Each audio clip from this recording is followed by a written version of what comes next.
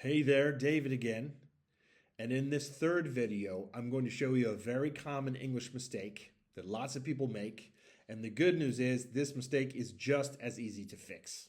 So what is the mistake? A lot of people in English, they say, I'm living in Boston.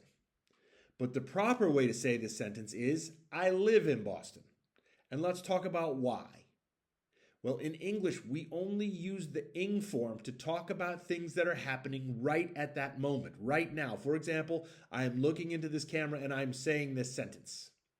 But when you are talking about things that are regular or true or factual or permanent, that's when you should use the simple form. For example, I live in Boston, I work at a bank. Now, we use this simple form 97% of the time, which means that the ing form, the ing form, we only use that one 3% of the time.